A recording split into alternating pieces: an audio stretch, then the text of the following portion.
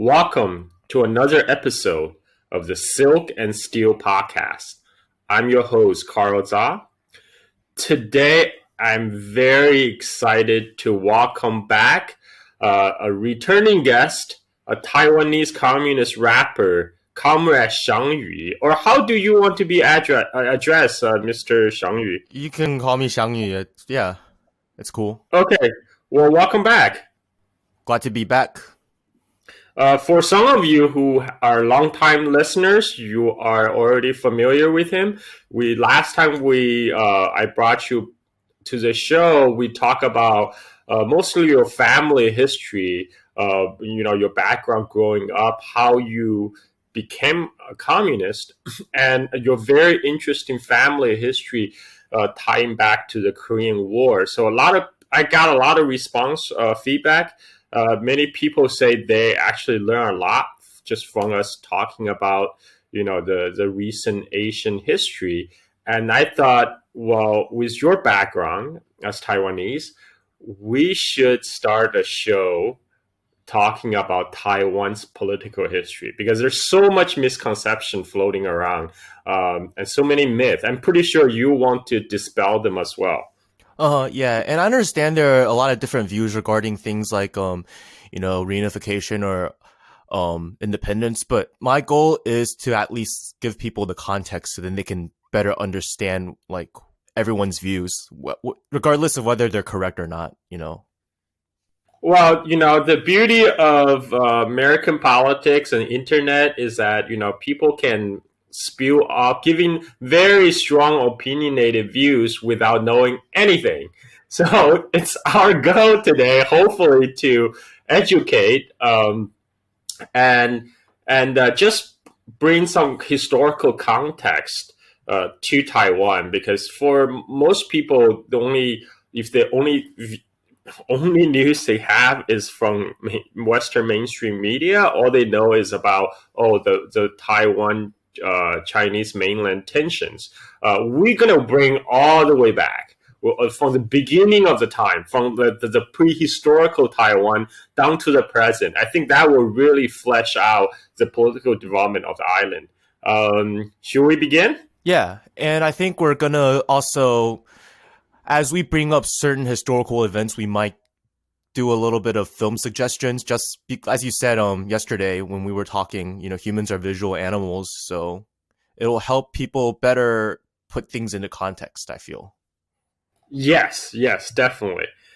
So let's talk about the early Taiwan history. Now, would you like to start, or would you like me to start you off?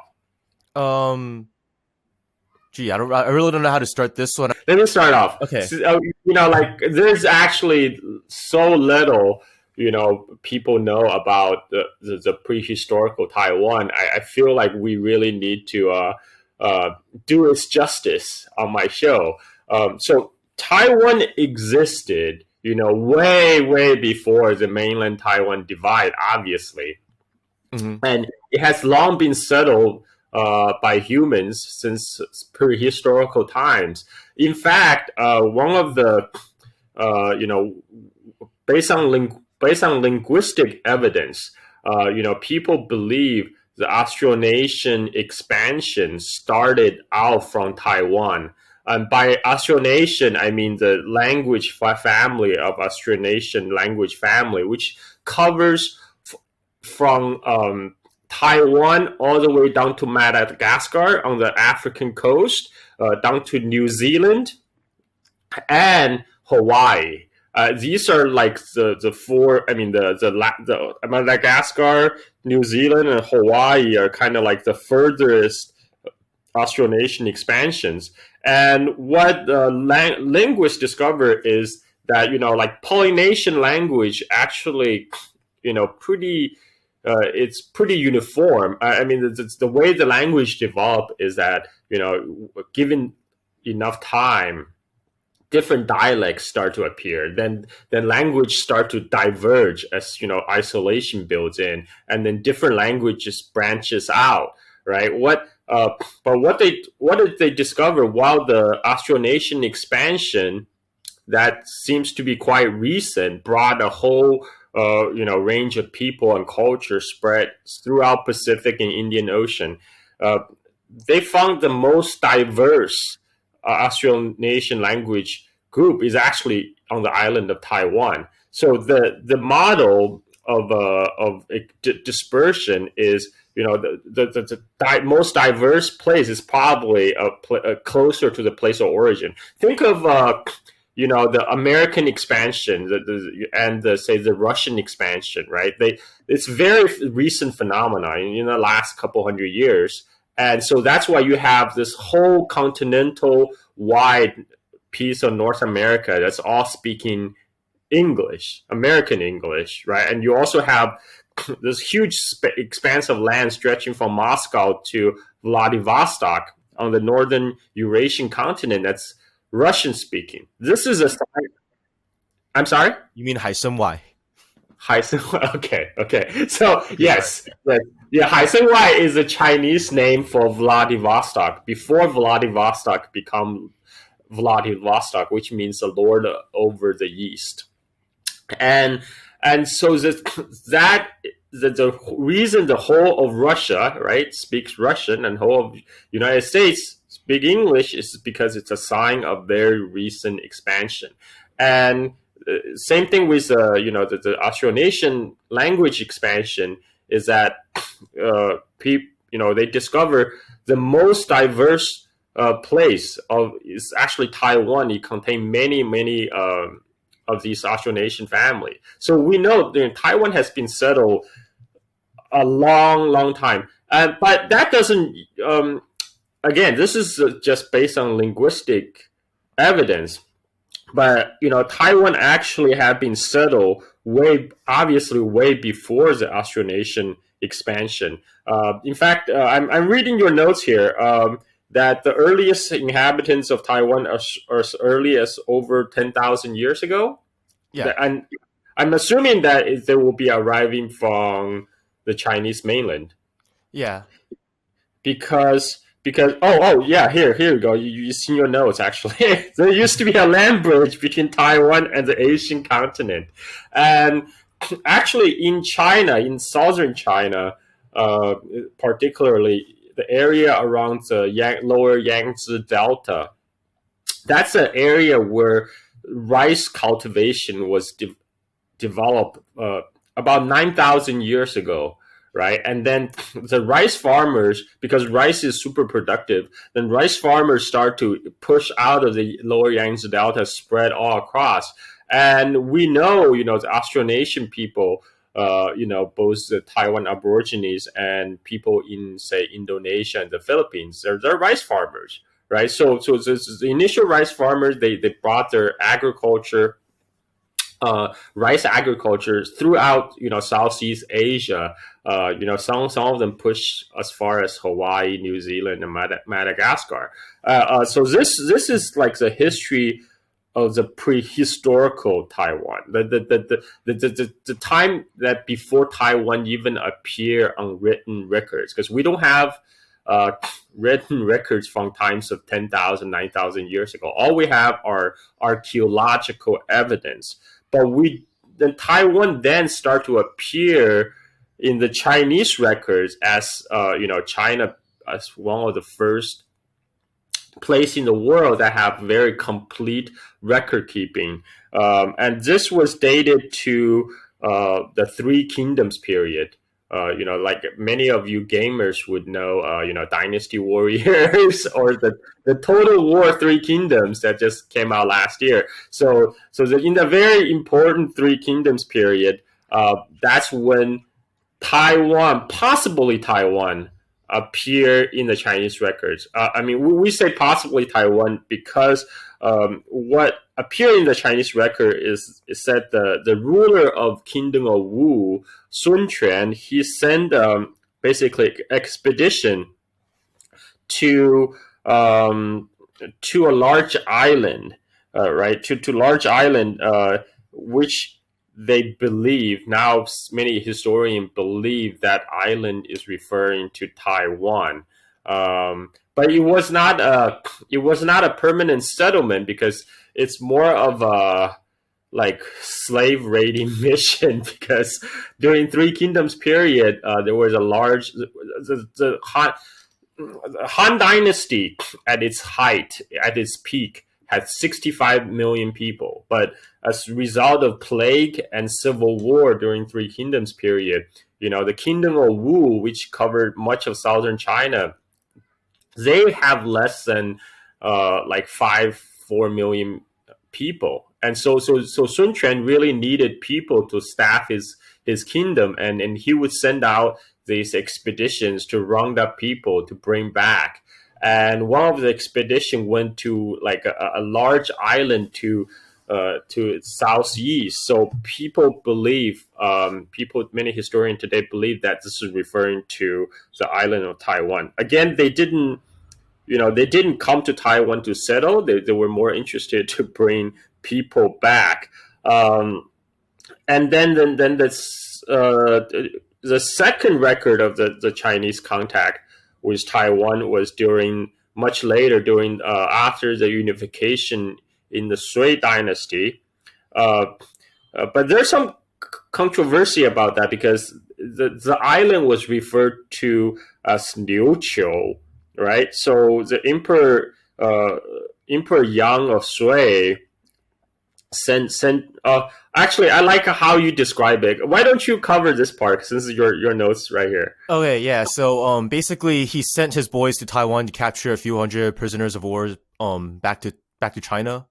And from this we can see that there was the intention to incorporate Taiwan into the imperial map, but there wasn't the intention of establishing actual rule over the island. So the Sui troops basically did a drive-by shooting on Taiwan and left. Yeah, and again, there's still a little bit controversy, basically among historians, on whether the Liuqiu is referring to Taiwan or the actual Ryukyu Islands. Liuchuan Island, which is Ryukyu Islands, or what most Americans would know as Okinawa, because in China, the Liuchuan Island, or AKA the Japanese pronunciation is Ryukyu.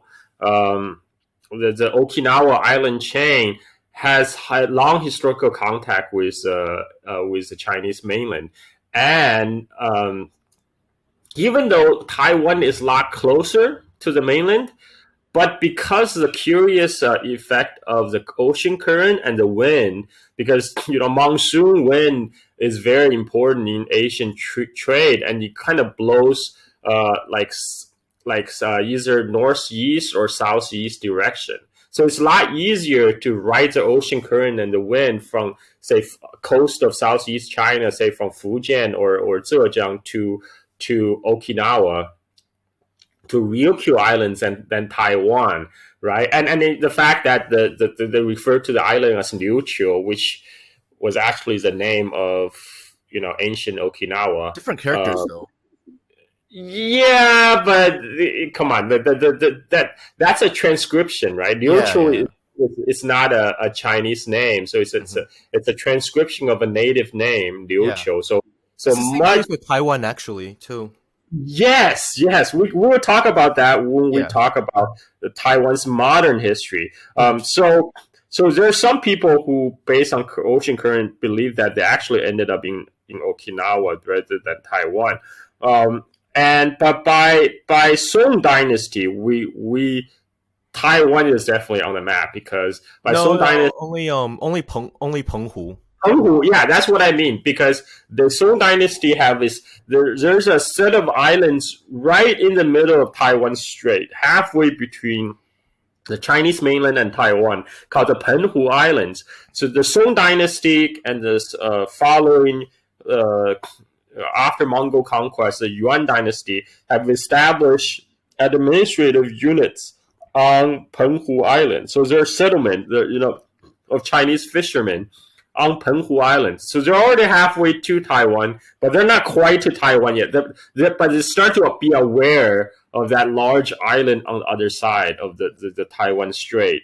This is a very important detail, because we're going to get into the Dutch East Indies Company and the other the European colonists. And this is a very important detail. Just keep that in mind. There were people on these islands in the middle of the Taiwan Strait, and there's Yes. also the Dutch East Indies Company in Indonesia. So Yes. Yes. So we're still at the Mongol conquest. So I'm yeah, just going yeah. to go through the notes.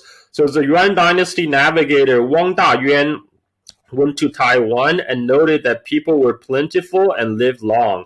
Men and women both wore cotton clothing. That might be a translation error. Because 布衣, it's like English. It would sound weird just saying like cotton clothes, like or cloth clothes, but it Hmm. was like clothes made of fabric. So I didn't know how to translate that. Yeah, I mean that he might be cotton because Taiwan Yeah. was part of this maritime trade network that spanned Southeast Asia. And we know during colonial times, the Indian cotton was actually highly valued in Southeast Asia, including Taiwan, because, like the kind of the cotton fabric kind of help absorb sweat, in the hot Hmm. climate. That's so I mean, you might be cotton. I mean, it's certainly possible because the Indian Ocean Basin trade network that kind of spanned the South China Sea. I mean, that has existed for a thousand years at least, Oh. and that would definitely cover the Mongol time that we're talking about. And the Wang Dayuan also noted there were tens of thousands of goats, and they grew flax and mung beans. So the people in Taiwan, they're agriculturists. The Aboriginal people in Taiwan, they were, the culture. They grew rice. They grew different crops, right? And then, again, as we mentioned before, both Song and Yuan dynasty, they established an administrative unit over Penghu Islands, but there's no attempt to extend their rule over Taiwan yet. Taiwan's still kind of beyond the pale of imperial reach. This will start to change a little bit during the Ming Dynasty. So this is interesting because getting back to the name, right? Because during Ming Dynasty, Ryukyu Islands, or really we should use the native Ryukyu language, the Liuchuan Islands, right? In Chinese, they're called in Ming Dynasty texts, they're called 大琉球国, which is a greater Ryukyu kingdom or the greater Liuqiu kingdom, whereas the Taiwan is referred as to the 小琉球国. Kind of counterintuitive because Taiwan is much bigger in landmass than Okinawa. Maybe not in popularity. That might be why one is big and one is small. That's true. That's true because Like during I'm Ming taller Dynasty, than Lil Wayne, but he's bigger than me. yes, because during Ming Dynasty, Ryukyu Islands, center in Okinawa, they finally come to be united under one unified kingdom, and the Ryukyu kingdom, they send envoys to the Ming imperial court asked to be tributary of China, because that allows Ryukyu Kingdom to be part of the Chinese tributary system, which means Ryukyu Kingdom can send ships to trade freely on Chinese mainland as a Ming tributary. And because of that, Ryukyu Kingdom became a trade hub in the maritime trade networks of Southeast Asia, because it's kind of sit in halfway between Japan, Korea, China, and Southeast Asia, right? And it's just a little bit north of Taiwan. So Taiwan is part of that network also, but Ryukyu Kingdom was a more important trade hub.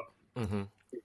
And but Ming Dynasty is also the time when you also in your notes it says that Taiwan was considered to be 15 to 15 countries that not to be conquered, right? So that's your translation of 不征服国之一, right? So Yeah. so the Ming Dynasty founding Emperor Zhu Yuanzhang, after he unified throughout the Mongol rule, he established these tributary states surrounding the imperial China, they are considered, the good tributary states. So, China will not, in turn, China will not invade or occupy them. So among this is the Ryukyu Kingdom, but Taiwan, interestingly, was considered a kingdom and always considered one of these lands that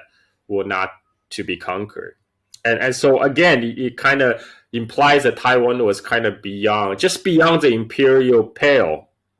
And but actually, you have more in your notes. It says Zhu Yuanzhang basically said Taiwan was a lawless land that posed no threat to China, and therefore there's no need to conquer it. Which is true. Because at the time, for people on the mainland, Taiwan is more a place for like sailors and fishermen to stop by and getting resupplies, and for some trade with the mainland going on. Because Taiwan at the time,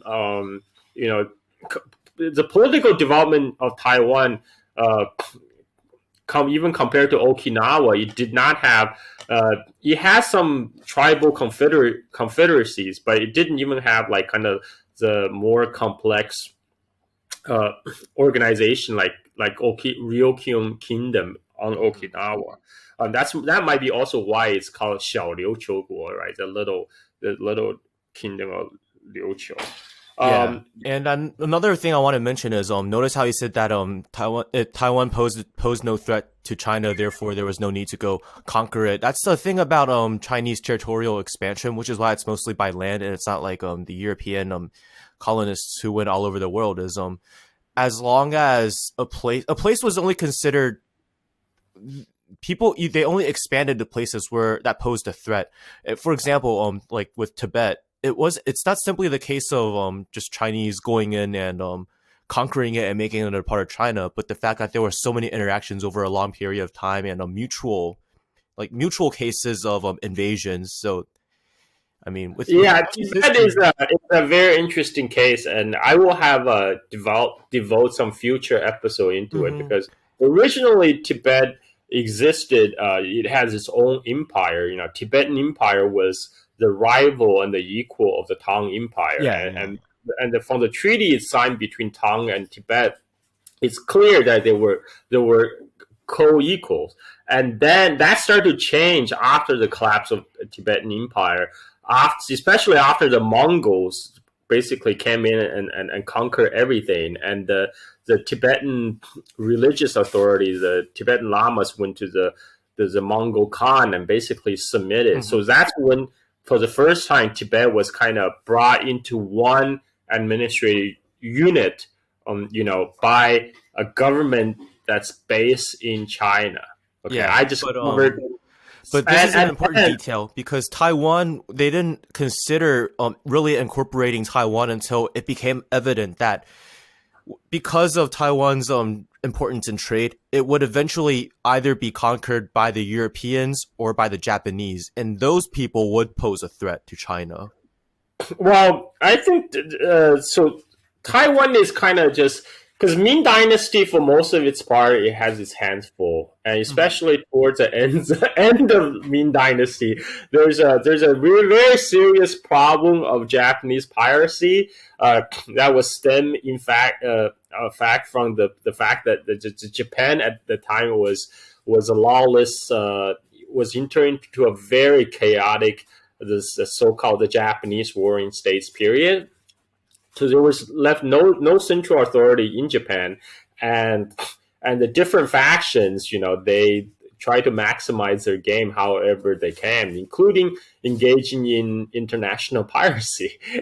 and the Japanese piracy became a huge problem for Ming Dynasty, because the entire because Ming Dynasty has been in peace for hundreds of years, and there's no coastal defense, and suddenly all these Ronins, which are basically masterless samurai, became employed by these pirates. Some of them Chinese pirates, actually, and then they start attacking Chinese coast up and down from from Beijing all the way down to Hainan Islands, and the Japanese piracy actually affected the whole coast of not just China but also Southeast Asia, and the main response to that was stopping the trade with Japan. Because Japan was really never part of official tributary system, and the fact that the Japanese pirates were causing so many problems, so the main officials just outright banned the trade with Japan. But that creates actually a more incentive for piracy, because the trade with Japan was actually a very crucial source of income for a lot of the coastal merchants, especially merchants from Fujian, so a lot of the coastal merchants actually took to piracy themselves, and they will hire the Ronin, so it's masterless Japanese samurais, who are very good at swords, and basically literally swords for hire.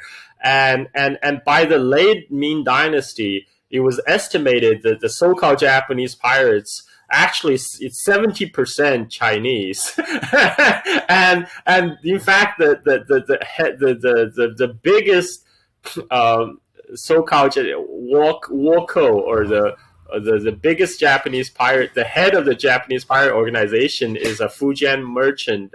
He's a Fujian or Zhejiang, that area, Wangzi.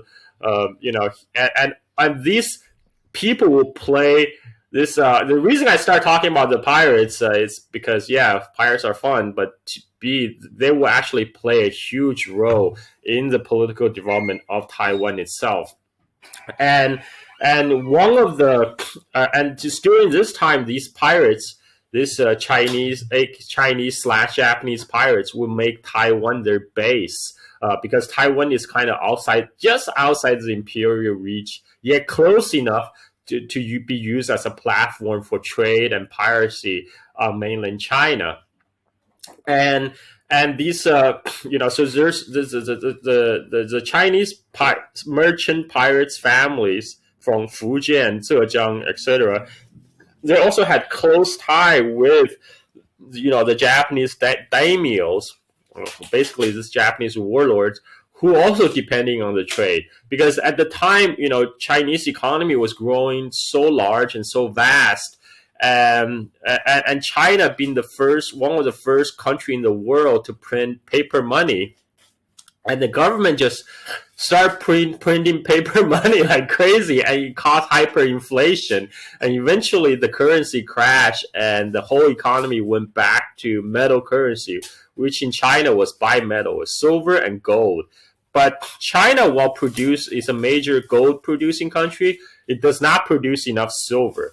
And it's also around this time, about 15th, 16th century, a silver mine was discovered in Japan. So that created a huge incentive to trade, because there's a huge need for silver in China itself to use as currency. And then there's, the Japan needed to trade for tea, silk, porcelain, all the luxury goods that they desire from China. So there was an active trade in Japanese silver for Chinese manufactured goods, and it's carried because of the ban, because of the imperial ban on trade with Japan. To skirt around the ban. That's one reason Okinawa or Kingdom of Ryukyu become a trade hub, because Kingdom of Ryukyu is a Chinese vassal, so it's allowed to trade with China. It also can trade with Japan because one of the Japanese daimyo, they took the opportunity to conquer Okinawa, Ryukyu Kingdom, but they made sure to disguise the fact from the Chinese imperial envoy, so the trade with Japan can go on through the Kingdom of Ryukyu. And in the other part, just south of Okinawa, is Taiwan, which around this time became a big pirate base. And one of the famous pirate at the time was called the Captain China. He was known to the Europeans as Captain China. I think his last surname is Li. and he filled a huge fleet of junks that kind of dominated the waters in the Taiwan Strait. And then he was succeeded by one of his protege, Zheng Zilong.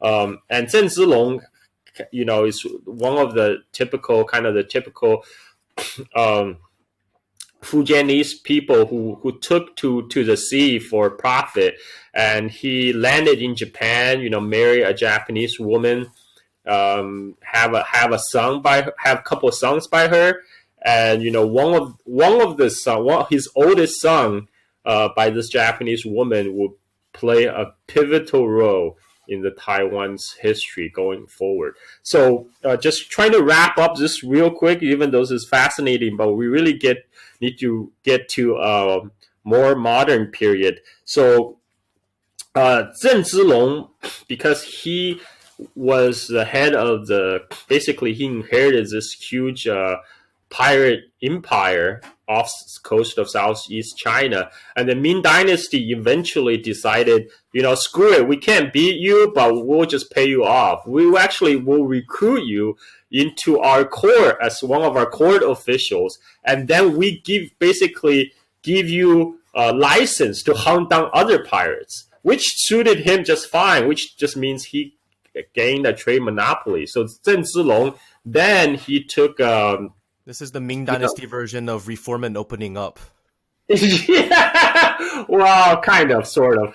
So Zheng Zilong, he got the imperial license to be like the official pirate, basically, and then he defeated his rivals, gained a trade monopoly. He became super powerful. He's a very complex character because he's well traveled. He in his youth he traveled to Macau, then a Portuguese colony, because Europeans are starting to show up around the Ming Dynasty, late Ming Dynasty. That's when the so-called Age of Great Discovery, right? The Portuguese finally rounded the Cape of Good Hope in Africa, and they made it into the Indian Ocean and starting to dominate the trade in the Indian Ocean basin. And then the Spanish, they quote unquote discover Americas, and they also discover huge silver mines in Bolivia, Peru, Chile, Mexico. And silver, as I mentioned, was hugely valuable in China. So the Spanish move into Manila, establish a base there, and use American silver to trade for Chinese goods with these Chinese merchants / pirates. And then the Dutch moved in, right? The Dutch followed suit. They defeated the Portuguese. They were able to grab the so-called Dutch East Indies, which is today's present-day Indonesia. They established their base on Java Island in what they call Batavia, which would become Jakarta today. And so now we have all these Europeans crawling around in the Asian waters, and the Portuguese they tried to basically storm their way into China. They fought a couple of navy battles against the Ming Dynasty navy, and they were actually being defeated. And there was two naval battles. The Portuguese were defeated, and so in the end, they resort to kind of corruption. They bribed the local officials, essentially, to allow them to stay in Macau. It's supposed to be a lease, like they for paying a certain amount of rent annually, they get to set up shop on Macau, and Macau became kind of a center of trade for the European traders that wanted to trade with China, and especially engage the triangle trade between China and Japan, because as I mentioned before, the direct trade with Japan was completely banned by Ming Dynasty imperial government. But the Portuguese, they're able to trade in China from their foothold in Macau, and they're also got a foothold in Japan. They're allowed to trade in Japan. So in the end, rather than bringing goods from Europe to China or Chinese goods to Europe, the trade that sustained the Portuguese in Asia was actually acting as middleman between China and Japan, because only Portuguese, they use their middleman status, and the trade volume between China and Japan was so huge that the most profitable trade for the Europeans at the time was a kind of triangle trade between China, Japan, that's been kind of brokerage by the Portuguese, and then the Dutch, they wanted on the same very very profitable trade from their base in Jakarta.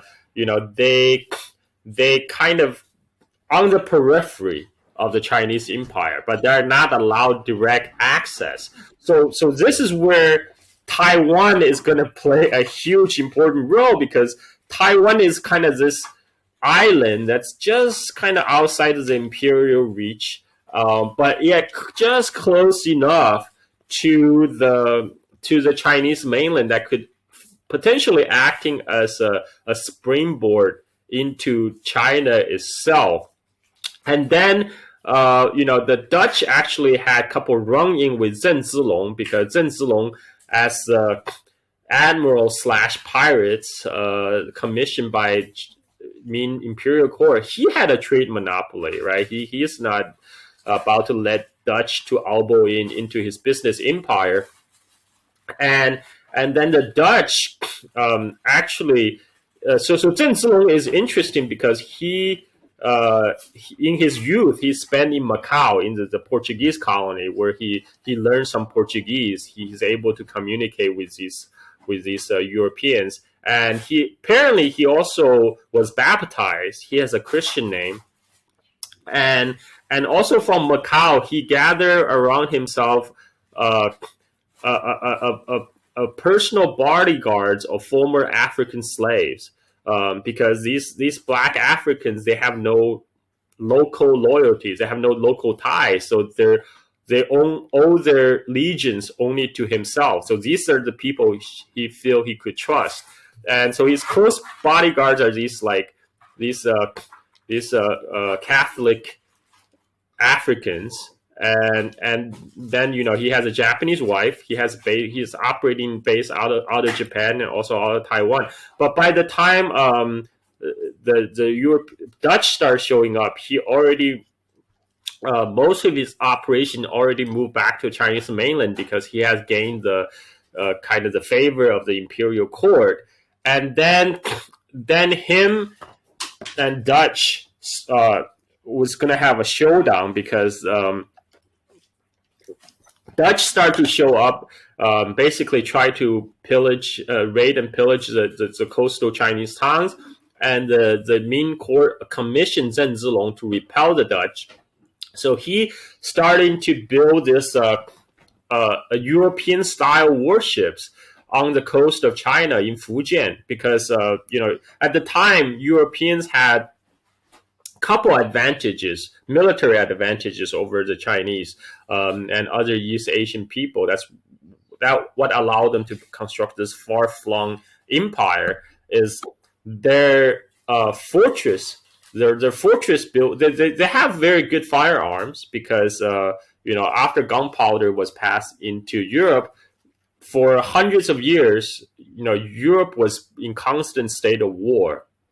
And so the Europeans got pretty good at war fighting. So they got pretty good firearms. They also have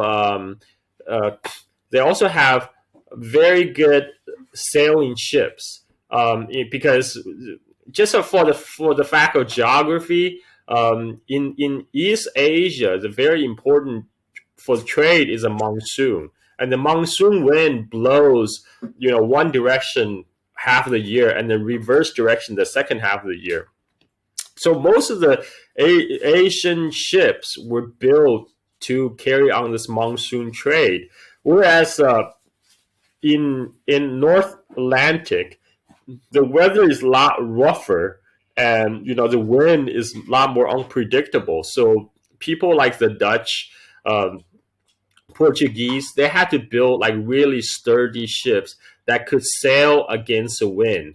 So the Europeans had better sailing technology because their ships are bigger, more their ship hold more guns, and their ships could sail. Their special rigs allows them to sail against the wind, and that's what the Chinese and other Asian people were about to find out. Is when they engage the Europeans' navies militarily on the high seas, they had problems because even when they managed to defeat the Europeans, they couldn't catch them because the Europeans could just sail against the wind and get away. Whereas the Asian ships, their sail is designed to maximize to catch the wind, right? Catch the trade wind to go to the next port. But they're not very good going against the wind. And the third military advantage the Europeans have is the Italian style Renaissance fortress. So the Europeans learned to build this Renaissance fortress that have this bastion sticking out, so that way there's no dead spots on the city wall. They can shoot basically at all different angles, and that allowed them to construct a series of forts in different spots of Asia. So if you look at Portuguese Empire or Dutch Empire, initially they're just literally outposts, centered around a fortress. And because these fortresses are so well built, and because they have no dead spots, from crossfire, it's very hard to take them. So these fortresses plus their sailing ships allow them to construct this far-flung empire all across Africa and Asia. And this will also play a role in Taiwan. So this brings us to Zheng Zilong building. So he's trying to replicate the European success by building the European sailing ship, and apparently he did a very good job, because when the Dutch came to pay him a visit, they marvel at the workmanship that they said that the ship he built matched anything that was built in Netherlands. But Zheng Zilong didn't get to launch these ships because the Dutch launched a surprise attack just when his ship was about to be finished, and Dutch were able to burn all his ships right on the beach. And Zheng Zilong had to resort to kind of a traditional Chinese navy battle tactic, which is he waited for the Dutch ship to cast to set in a harbor, and then at night he sent fire ships, small ships loaded with explosives and gunpowders, and use the wind to send this fire ship into the Dutch fleet. And he blocked the entrance of the harbor so they couldn't escape. So this was a major defeat for the Dutch and revenge for his own losses. And because of this, Dutch pretty much gave up trying to set up an outpost on the Chinese mainland. And also Dutch also tried to colonize Penhu Islands, which is what we talk about. This group of islands is halfway between Taiwan and Chinese mainland. But Penhu Islands is actually part of the imperial territory because it's officially part of the Ming County. So Zheng Zilong, by his great victory against Dutch, basically kicked the Dutch out of the southeastern Chinese coast. At this point, they enter into a peace negotiation, because they still both sides still want to carry on business, trade. So Zheng Zilong says, as long as you clear off the Chinese coast, including Penhu Islands, because those are my responsibilities, I have to answer to the Ming Imperial Court. Guess what?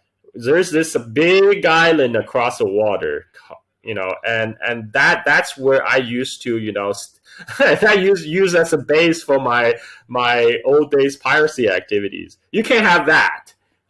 So at that, Dutch took that as an official endorsement of them to take over Taiwan, and then this begins kind of the Dutch colonization of Taiwan. And then around the same time, the Spanish tried to expand their trade network from Manila, because from Manila they have to depend on the Chinese pirates slash merchants to bring the Chinese goods to Manila to trade for silver. They wanted to get closer to the action, so they also pushed to Taiwan. The Spanish established a series of forts in the northern part of Taiwan, around area around Taipei today, kind of just around Taipei.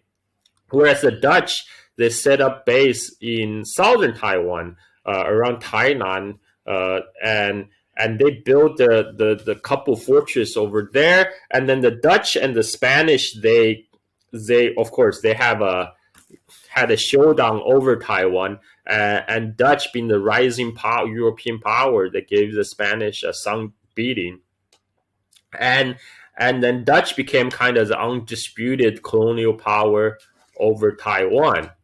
And originally, when Dutch came to Taiwan, there are already people there, of course, like the Aboriginal people who have been living there for tens of thousands of years.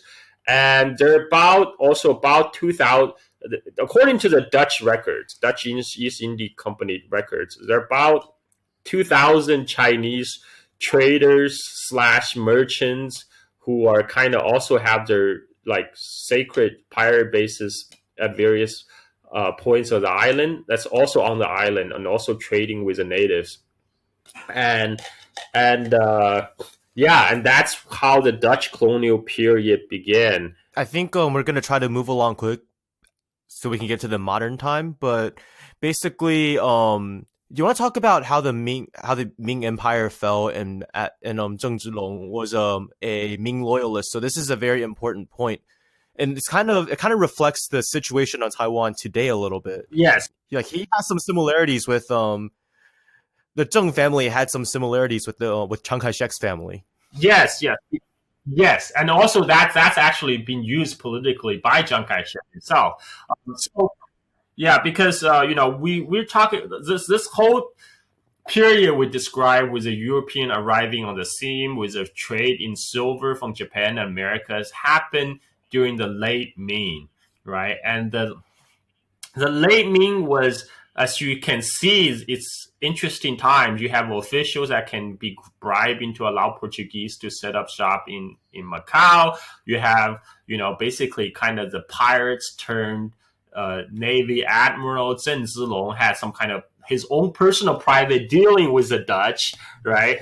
And so under the scenes, the empire was not as strong as it appeared to be, and the final blow came when there was a mini ice age event also around this time, and what in today's parlance, global climate change, and the temperature dropped drastically in the northern hemisphere, and what happened is how it manifested in northern China. It's drought, frost, crops getting killed, resulting in famine, and the Ming is a vast empire. It actually has a lot of rich, fertile regions in the south, especially in lower Yangtze Delta, where there's plenty of rice surplus to feed the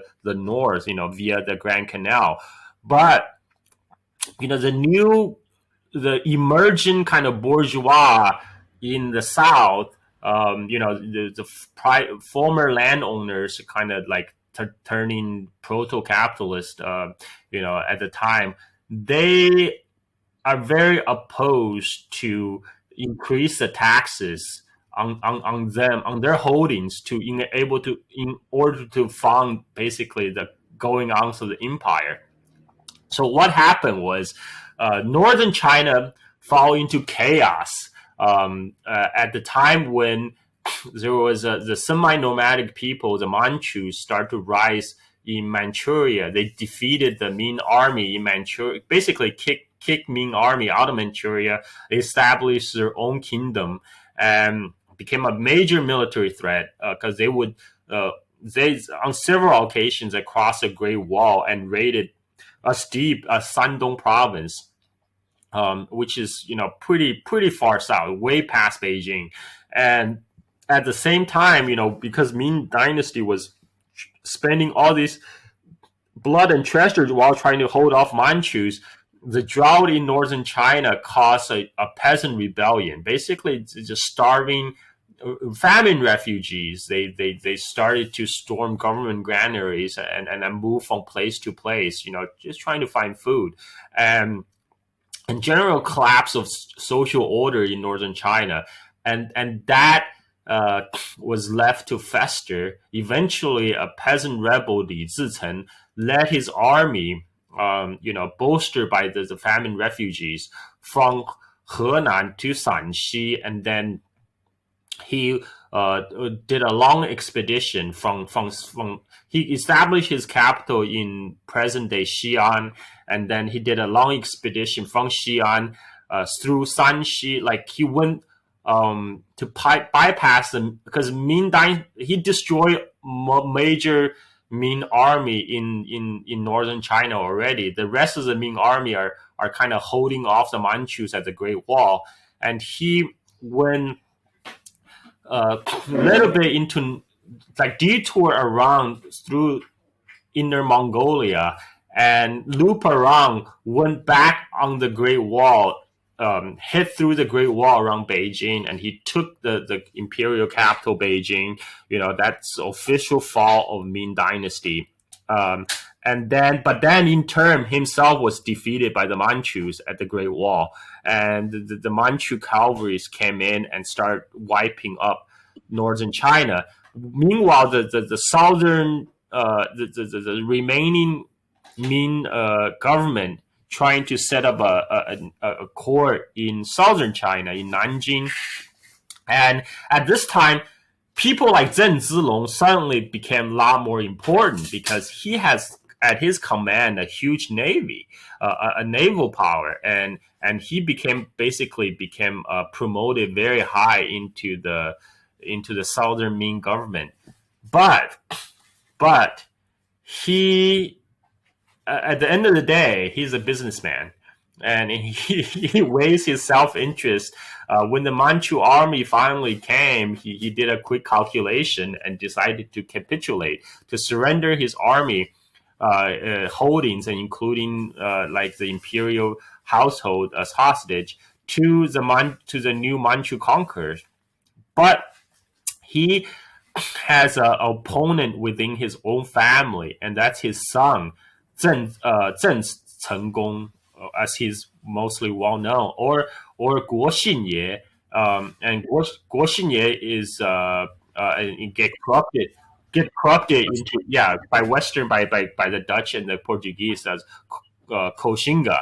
And Zheng Chenggong was he returned from Japan. He was born in Japan to a Japanese mother, but he was brought back to China when he was 8 years old, and he was being educated, basically brought up in this Confucian teaching that like honor, loyalty, and he thought what his dad did was totally traitorous, and he decided going against his dad. Like there was an episode he actually famously went to after he heard the surrender of his dad to the Manchus, he went to the Confucian temple and he burned his Confucian robes, right? And he donned his armor, and now the Zen their powers resides in their pirate / merchant family networks, right? And Zheng Chenggong apparently, with support of a couple of his uncles, quickly took command of the actual Zheng family holdings and their military, while his father was went to Beijing as a hostage. So Zheng Chenggong took over as the new head of the Zheng family enterprise, almost like a private army. Because at this time the Ming Dynasty exists only on paper. Sounds familiar. And And then yes, and then Chen Gong wanted to, his claim to legitimacy, of course, is that he's a Ming loyalist. He's aimed to restore the Ming Dynasty from the barbaric Manchu invaders. And at one point, he almost succeeded because when the Manchus they had relatively little trouble mopping up northern China because northern China is so ravaged by war and rebellion. And when they defeated the main peasant rebel Li Zichen, they had a kind of free reign. But they come to meet more stiff resistance in southern China. And when Zheng Chenggong took advantage of a temporary setback in the Manchu army, he sailed his ships all the way from today's Fujian. Basically, his base is just across the water from the Taiwan Strait. The main base of Zheng family was the area of Amoy and Jinmen, Xiamen and Jinmen. Xiamen in English is rendered sometimes as Amoy, and Jinmen is rendered as Kinmen. Amoy, Xiamen is Emun in Hokkien, and Jinmen. Well, it's because the older Chinese spoken, like the J sound today in today's Mandarin was kind of like more like a G sound. So it still exists in like some southern Chinese Yes, dialects, I guess.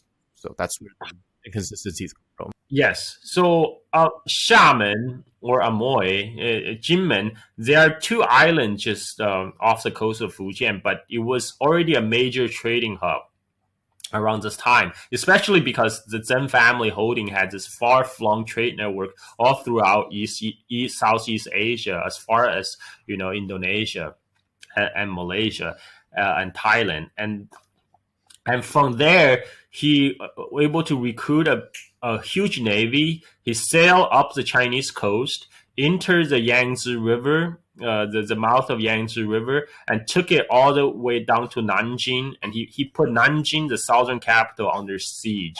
So Nanjing had already at the time changed hands to the Manchus, but now he's back. He was at head of army, about to take back Nanjing, right? At this kind of like almost history making moment, he was brought down by hubris because he thought he had the city in the bag, and he got lured into complacency by a false surrender of the Manchu garrison, and they actually took the opportunity to get reinforcement and to build up the walls. And then finally, when his supplies ran low, they Manchus the Qing army, because it's really not Manchus anymore, because at this point Qing army actually is probably majority Han Chinese. The actual Manchu cavalry, even though it forms the elite fighting force, but most of the Qing army at the time were former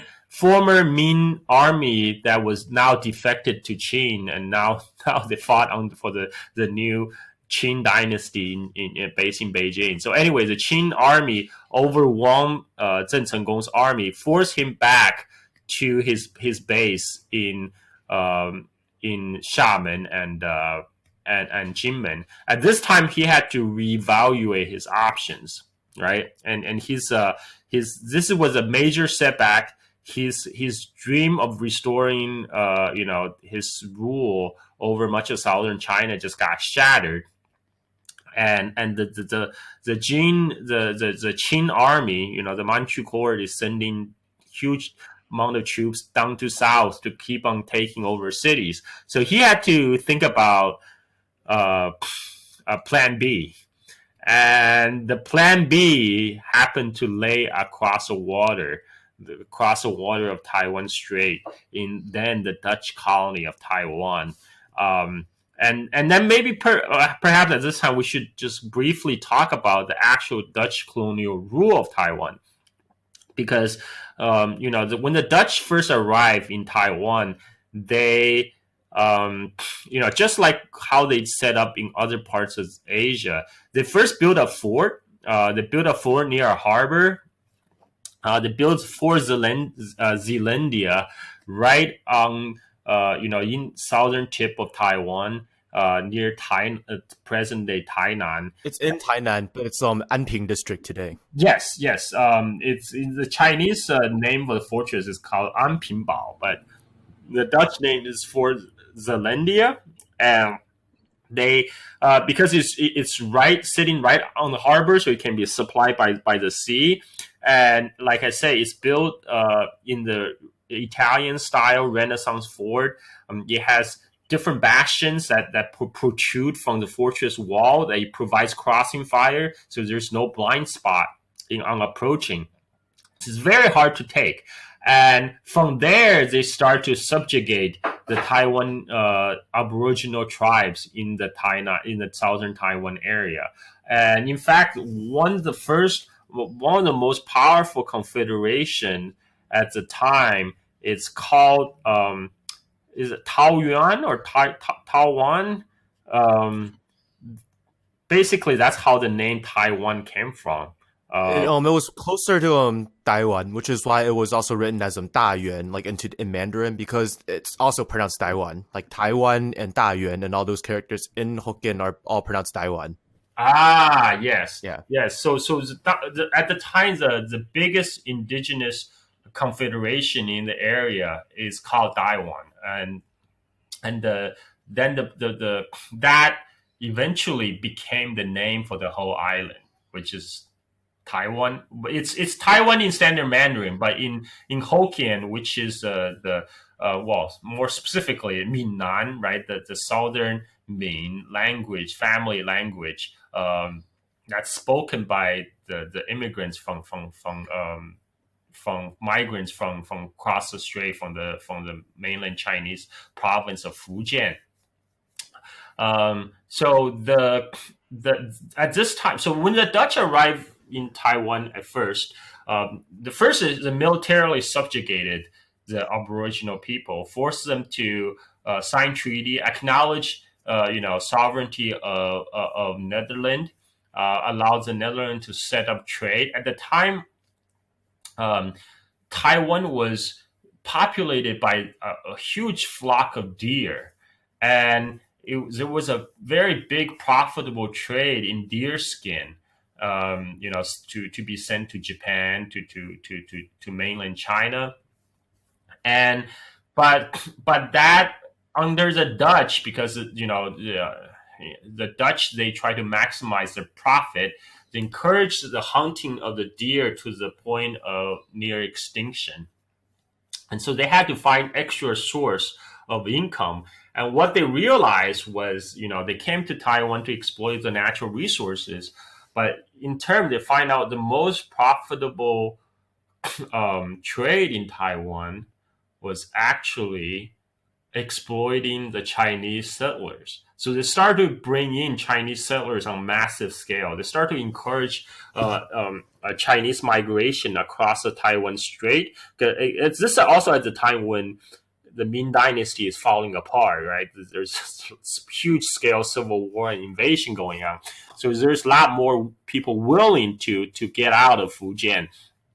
And Dutch encouraged this trend, encouraged them to set up farms in Taiwan and then tax them. And in fact, the taxation on the Chinese settlers became the main revenue for the Dutch colonial government on Taiwan. And at the time, Taiwan it's one of its most profitable colony in Asia.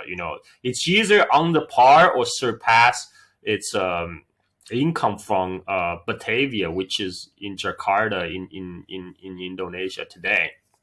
And so Taiwan became very valuable to Dutch. But again, there is not without its problems, because while the Dutch are perfectly willing to profit off the Chinese migrant labor, the exploitation was ruthless, right? The Dutch, they didn't rule the Chinese directly. They used middlemen, the Chinese middlemen, who often, exploit, take a huge cut, and then, the lower ranking Dutch military officers also, through their own corruption, extorts these local Chinese merchants and local Chinese labor. and to the point where there were several Chinese uprisings on Taiwan, and again, the Dutch, they never had a huge force in Taiwan. At most they'll have about like 2,000 people on their arms, but one of the largest uprising by the Chinese migrant labor on Taiwan involved 5,000, mostly male, of course, Chinese laborers who took up arms, and they surrounded the Dutch fortress of Zealandia. And the problem is that, as I mentioned before, Dutch fortress they're building the Renaissance Italian style had no blind spot. So without huge firepower, the Chinese rebels, they couldn't take the fortress. And from the fortress, the Dutch sailed forth. And another advantage they have, which the Chinese peasant rebels didn't have, is Dutch has better firearms. So after several volleys, the Chinese rebel broke and wrong, and then the Dutch would hire the indigenous headhunters tribes to hunt down these Chinese laborers, and even Literal headhunters. yeah, literal headhunters, and so there was several huge massacres on the Chinese, and this didn't just happen in Taiwan. This also happened in Batavia, which is modern day Jakarta. The almost similar thing happened. Dutch started importing a lot of Chinese labor into Indonesia. Basically, they grew the Dutch colonial administration grew fat from taxing these Chinese migrants. But then again, they are scared of their numbers. They're increasing numbers, so they are conduct these occasional massacres to keep them in place. This not only happened in Dutch colonies, but also in the Spanish colony in Philippines, in Manila. Manila used to be like a very heavily Chinese populated place. And this, because Spanish, the same thing, they're fearful because the Europeans are few in numbers. They're afraid of being kind of overshadowed and by taken over by the Chinese. So again, some wild rumors of impending Chinese invasion would spark a Manila massacre. This happened across the European colonies in Southeast Asia. But with the difference with Taiwan is that Taiwan is a bit closer to the Chinese mainland. And after the result of one of this Chinese massacre on Taiwan, Chinese, this guy is kind of a comparador who is basically a middleman between the Dutch and the Chinese traders. He had his own personal dealing with Dutch, but he was, growing dissatisfied with the Dutch because the Dutch keep on cheating him of money, and also because the massacres. So he escaped by ship to the Chinese mainland. He went to the court of Zheng Chenggong, who at the time is facing a dilemma of what to do. How to feed his large force, because Zheng Chenggong still had 20-30,000 man navy at the time, and the Qing dynasty that newly established in Beijing enforced basically a blockade against him, because they know Zheng family depend on foreign trade and especially the sea trade. So what the Qing dynasty did is they order all the families to be uprooted, and it's like 15 li. So one Chinese li is about half a kilometer. So 15 li is 6-7 kilometers. So all the settlements within 7 kilometers from any coast were to be relocated inland. Their goal was basically to starve out Zheng Chenggong's force and cut off any supplies and support he gets from the indigenous population. And the plan was starting to work, because Zheng Chenggong, with his naval force sitting, 20-30,000 people mouth to feed, sitting in islands of Xiamen and Aomen, were getting You mean Jinmen? not almond. Kinmen. Yeah. I'm sorry. Almond's kind of far. Yeah, I'm thinking Amoy. So I say Aomen. Yeah. Xiamen and Okay. and Jinmen. So it will be Amoy and Kinmen. And he is getting a little worried. And now at this opportune moment, this person from a messenger from Taiwan arrived and told him, Taiwan is ripe for the taking. And he said, basically the Chinese are ready to rise up to greet him as liberator. And the Dutch are cruel, but they're few in numbers. At this, and he also told Zheng Cenggong that Taiwan is an actual, basically painted Taiwan as this land of milk and honey, ripe for the taking. And then Zheng Cenggong sent a letter to the Dutch, say, hey, look, Taiwan is the land of the Ming, especially because that was the land of my father. My father used to have holdings on Taiwan, and now, we allow you to settle there temporarily, but now We need it, so it's mine. yeah, we need to take it back. I need to take it back. So Dutch is trying to argue, no. Your father has this document signed that basically allow us to take to take Taiwan. Like Zheng Cenggong's like, no, I'm gonna take it back.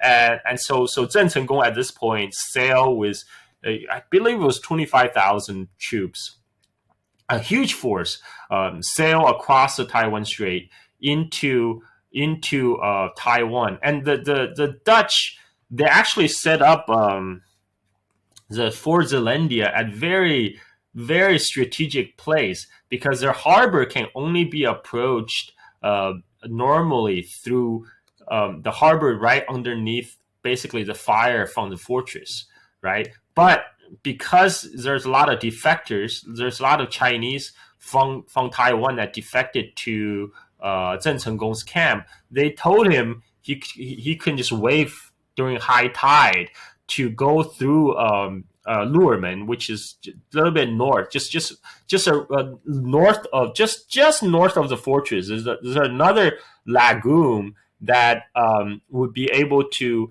sail his ship straight in during high tide, and while outside the range of the cannons from the Dutch fortress. So he did that, set up camp, and the Dutch send out a force to like 250 people of musketeers to meet him in the field, because in the Dutch experience that was enough, because during the last rebellion where they defeated the 5,000 Chinese peasant rebels, the Dutch only had like 150 musketeers. They fired several volleys, and the Chinese peasant rebels broke and ran. So they thought that's all they need to do, just show their force, fire a couple volleys, and the Zheng Cenggong's force will be done for. But what they did not realize, Zheng Cenggong's force is a battle-hardened veteran force, and they actually snuck.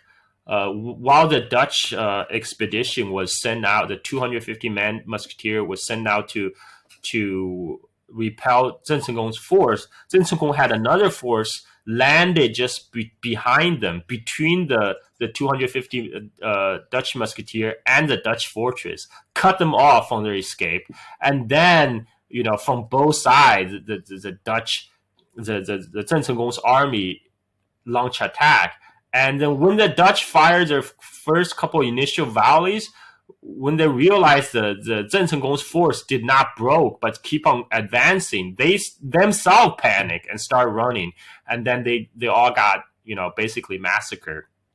And this marks the first military defeat of Westerners by Chinese people on such a scale. Yes, and then at the time, because one of the reasons why the Dutch didn't think of very highly is because at the time, a lot of the Zheng Cenggong's army, they're still wielding like swords and halberds and dressing armor in like metal armor, like things that has already gone out of fashion in Europe because of proliferation of firearms. So they thought, okay, this is like medieval army, they could just completely wipe out. But what they didn't expect is the discipline of Zheng Cenggong's troops, that they could advance under fire. And then after that defeat, the Dutch withdrew to their fortress. They still have about 2,000 men, but that's when Zheng Cenggong would find out the power of the European Renaissance fortress. He couldn't storm it. Like, he's trying to set up batteries, like artillery outside the wall, but the artillery from the fortress could easily destroy them from the top, because they haven't had a experience to besiege a European style fortress yet. They didn't know they need to build like protection for their own artillery stuff, and this siege will last a long time, because Zheng Cenggong would not be able to find a way to take the fortress by force, so he chose to starve them out. But this became a problem, because unlike the picture painted by the merchant who defected to his side, who said Taiwan is a land of milk and honey.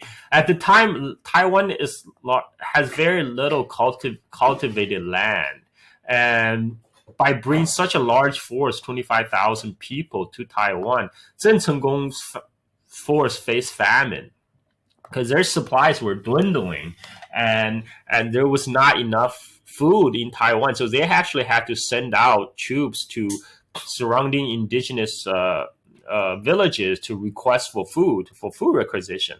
And there's also time that the Dutch almost turned back the tide of the war, because Zheng Cenggong chose a time to besiege the Dutch fortress at the time when the trade wind was blowing, and was blowing from southeast to northeast, right? So they didn't think with a strong trade wind the Dutch would be able to have a ship to sail against the wind to Batavia, which is Jakarta in Indonesia, to inform the Dutch HQ of the tidings. But Dutch ships, as I mentioned before, they have different riggings. They can sail against the wind. So one Dutch ship escaped. They sailed all the way to Indonesia, brought back reinforcement, 1,000 men, and a fleet of warships. They suddenly showed up in Taiwan and brought fresh supplies for the fortress. And this came a huge shock to Zheng Cenggong. One of the reasons is Dutch ship was built very sturdy, and at the time, the Zheng Cenggong's navy, the traditional Chinese war junks, are no match to these Dutch ships on the high seas. And the Dutch ships are almost undefeatable on the high seas. And then just at this time, Dutch make a very strategic error. They try to use the naval force to relieve the siege by sailing into the harbor, and the tide dropped. The Dutch ship got stranded. They got completely surrounded, and the Zheng Cenggong sent in the fire ships, just like his father, completely wiped out the Dutch fleet. And then that was the last hope of the Dutch relieving force. And also at the time, the Dutch fortress itself, the supply was running out, and then scurvies were breaking out. People are dying from disease as well. A defector from the Dutch. So there were actually several rounds of defection. Actually, the first round of defections were Africans from the Dutch side, and they actually became very good snipers, because they can handle firearms. And Zheng Cenggong employed these African musketeers in the front line to snipe off Dutch who trying to sneak out at night out of the fortress. And then there was a German defector who who but kind of sees the writing on the wall basically, and he was also got drunk, got disciplined by his superiors. He didn't like it, so he went over to Zheng Chenggong's side, and he told Zheng Chenggong one weakness of the fortress is this kind of high ground. This is a different lookout point just outside the fortress. There was another a Dutch lookout, like a I don't know what's it called, the kind of like a battery holding up there. If he could take that place, from there he could directly fire into the city from the higher ground, and the Dutch would have no answer for it. So with that knowledge, Zheng Chenggong took a send of kind of like an elite force to snuck up on this like hilltop just outside of the fortress. They were able to rout the Dutch garrison there, took it over, mounted all their artillery from this hilltop, and start firing directly into the city. And after this bombardment, the Dutch surrendered. And the Zheng Chenggong was very generous. He allowed the Dutch to depart with all their belongings. The whatever left. I think at the time the Dutch didn't have 2,000 people left. Maybe they had 1,000 people, or just little near 1,000 people left in the fortress, and they were allowed to sail for Indonesia, promising never to come back. And that is the end of the Dutch rule in Taiwan.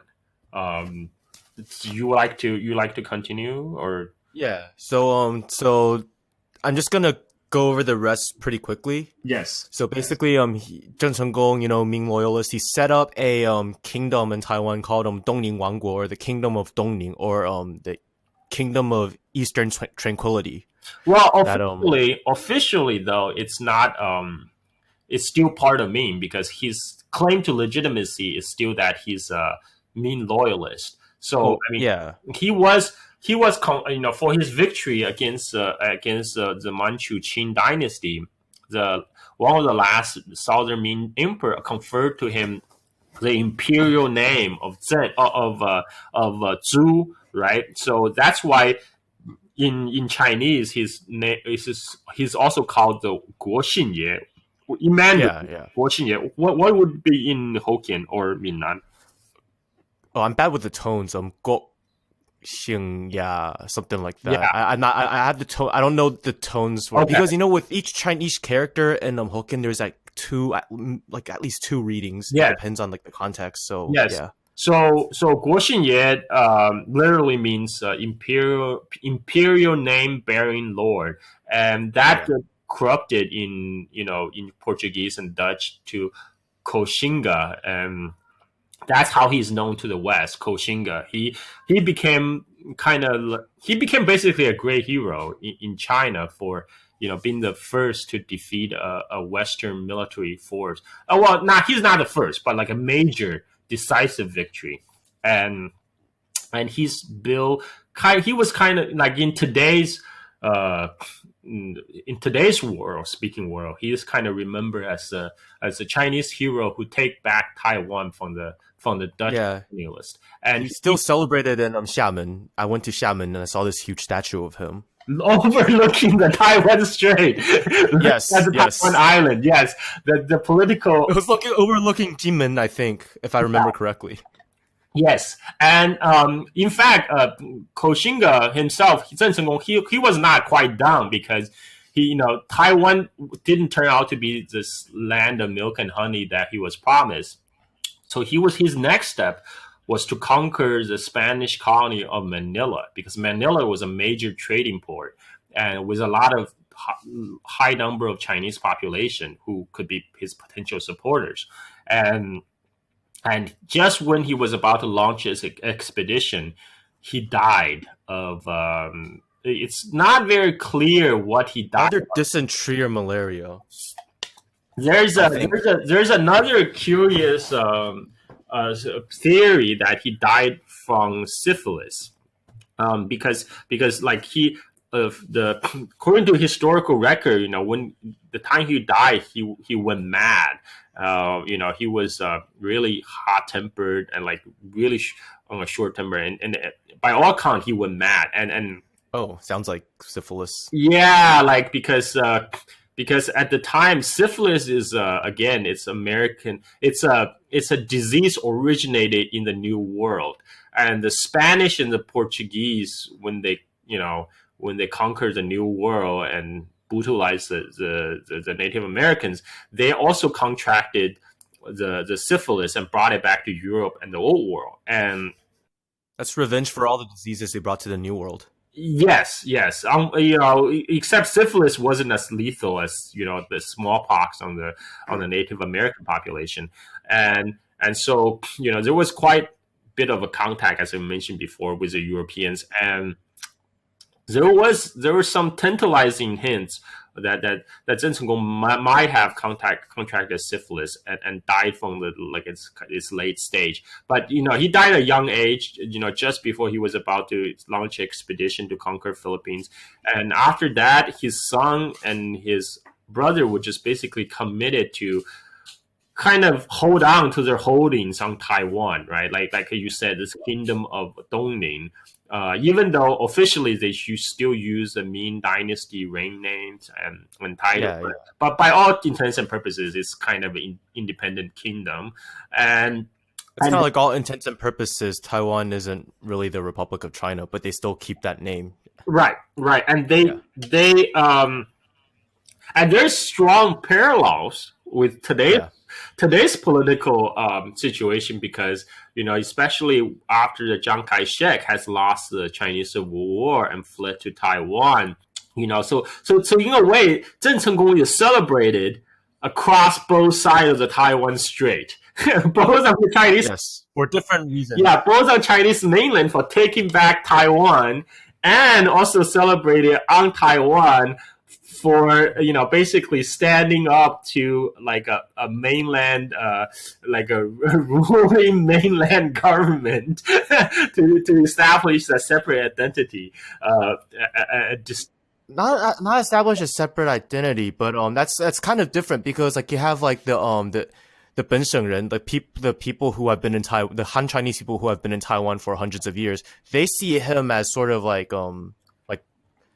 one of them is kind of like, hey, like it's because of him that there's like modern Taiwan. Whereas like with Waishengren, or like the Chinese people, like the mainland Chinese people who went to Taiwan like after 1945, and especially after the KMT fell, they saw him as like somebody who stood up, who was loyal to the so-called rightful Chinese regime, who to the very end of his life worked to restore the rightful Chinese state. Because Ming is supposed to be the rightful dynasty to rule over China, and the Manchus are invading barbarians, right? And I see that and then after the Chinese Civil War, it was like the KMT thought that the Republic of China was the rightful Chinese government, and that the communists were just a bunch of bandits who were lackeys of Stalin. And just a historical parallel, the communist army also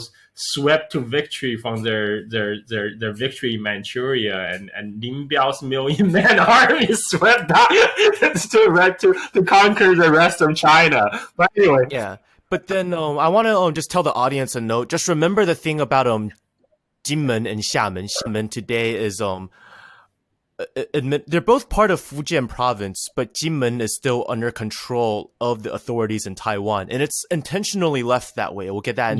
We'll get into that later, because Mao could have easily liberated it, but he didn't. Yes, and we'll talk about that in detail. So the point is that right now we have on Taiwan, this Zen family continues their rule in kind of this like for like 2 decades.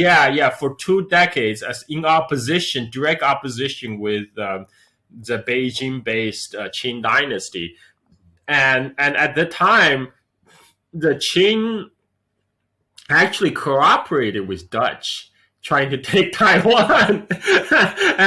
and this is the politics, right? So the Deng Jing, his son, took over. Long story short, he actually decided to carry out the launched an attack on the mainland to try to take it back. But then he failed. So then he went back to Taiwan and he died in 1681. And then there was a little power struggle going on. But then his son Zheng Keshuang took over. And then at this time, the Qing thought it was really opportune because, like I said, there was a power struggle.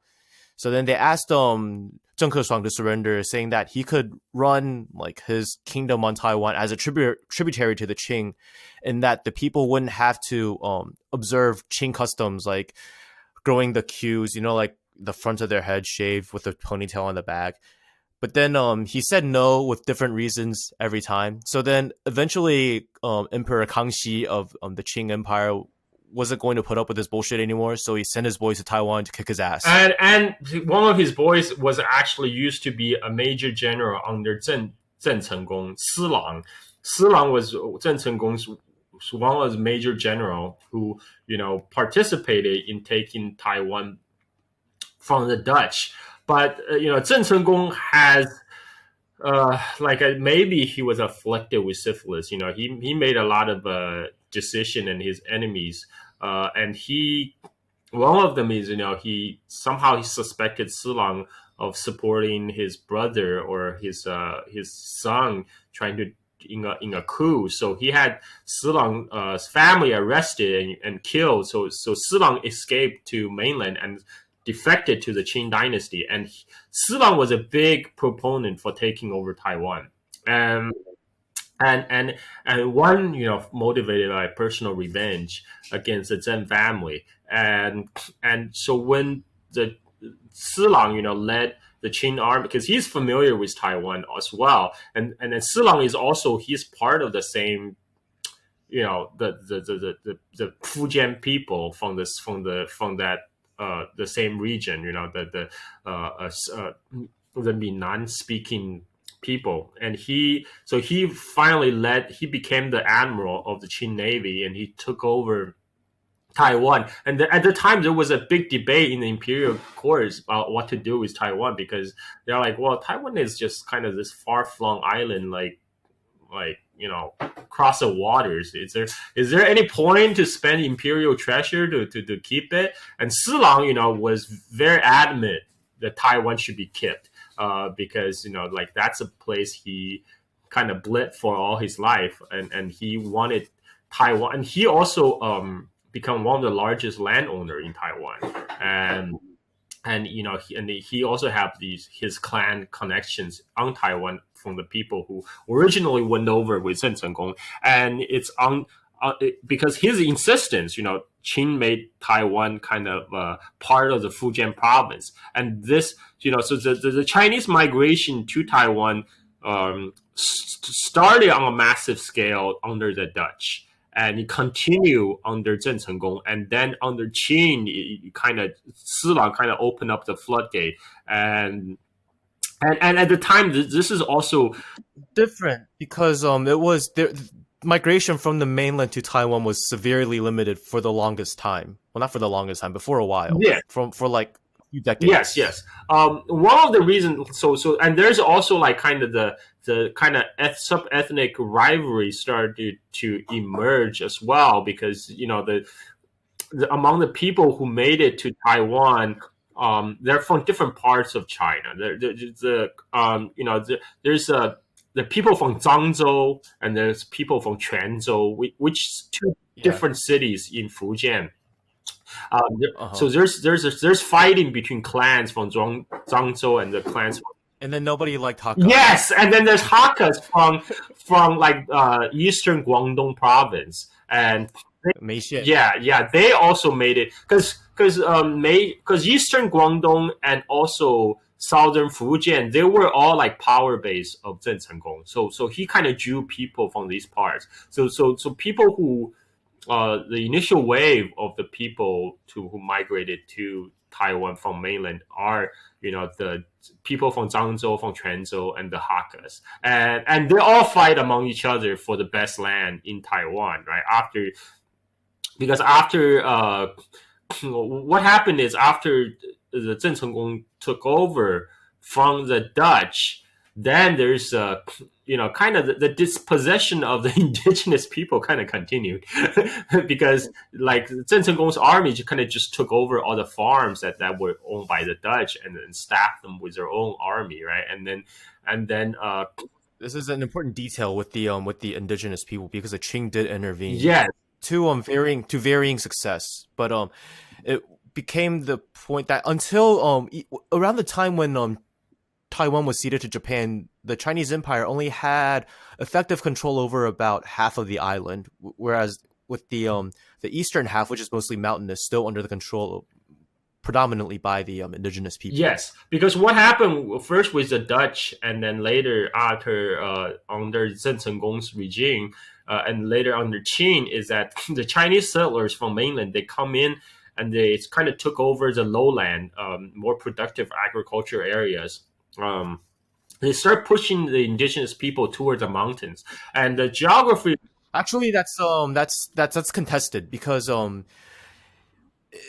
because there were already Aboriginal people on the mountains, and then I think historians and anthropologists have looked at it, and like yes, there was some migration of plains Aboriginal people to the mountains, but the thing is, a lot of the people in the plains just ended up assimilating into Chinese culture, either through marriage or there's under the Qing Dynasty, there's the Aboriginal people were largely divided into two camps, which is it's kind of bad to say nowadays, but it's just the way they were called. They were called savages or fanren, or and then there were two, like if you were not assimilated into Han Chinese culture, you were called a shengfan, Yeah, which is like a raw savage. Yeah.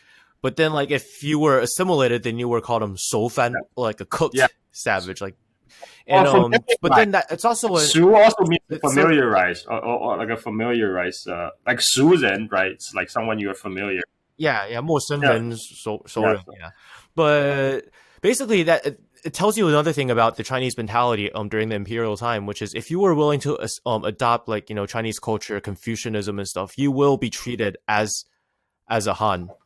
Well, yeah, and another thing that the Chinese settler society in Taiwan kind of mirrors that in Southeast Asia is the first wave of the migrants to our that left China to these parts are primarily male, right? Young men who left poor families trying to seek a living overseas, and oftentimes they marry local women, they marry indigenous women, and it's called I think in Taiwan they call it 唐三公 something 等双阿公不等双阿妈 yes 有唐三公无唐三妈 yes which means has Chinese father but no Chinese mother, because the first wave of migrants, they were mostly men, and they took indigenous women as wives, and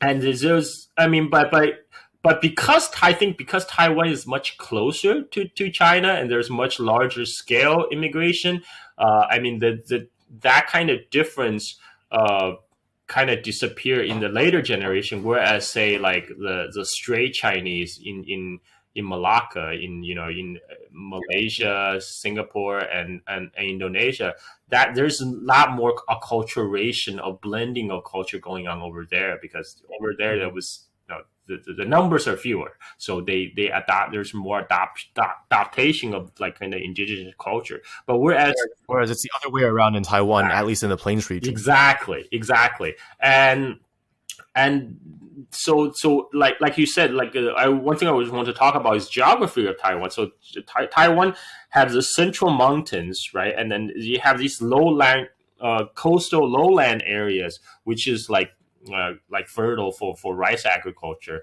and so through most of the Qing rule, the Chinese settlers from mainland, they mostly settle on the lowland areas. So like you say, most of the mountains are still remain in the hands of indigenous people, and the imperial rule rarely extends to them, which would create a problem when Japan start to expand,